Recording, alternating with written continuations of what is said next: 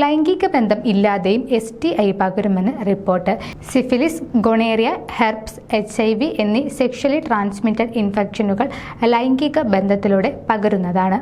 എന്നാൽ ലിംഗവും യോനിയും തമ്മിൽ നേരിട്ട് സമ്പർക്കത്തിൽ വരുന്ന സംഭോഗത്തിലൂടെ അല്ലാതെയും ചില STIകൾ പടരാമെന്ന് ഡോക്ടർമാർ വ്യക്തമാക്കി.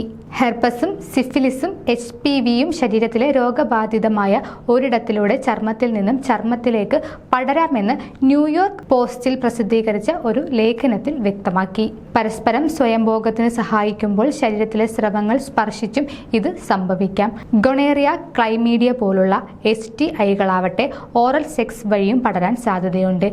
ഈ രണ്ട് അണുബാധകളും കണ്ണുകളെയും ബാധിക്കാവുന്നതാണ്. ലൈംഗിക അവയവങ്ങളിൽ സ്പർശിച്ച ശേഷം കണ്ണ് തിരുമിയാൽ വരെ ഇവിടെ പടർച്ച സംഭവിക്കാം.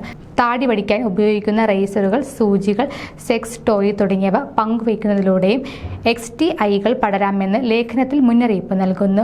HIV, hepatitis B, hepatitis C തുടങ്ങിയവയെല്ലാം ഒന്നിലധികം തവണ ഉപയോഗിക്കുന്ന സൂചി വഴിയും അണുനശീകരണം നടത്താത്ത ടാറ്റു സൂചി വഴിയും പടരാവുന്നതാണ്.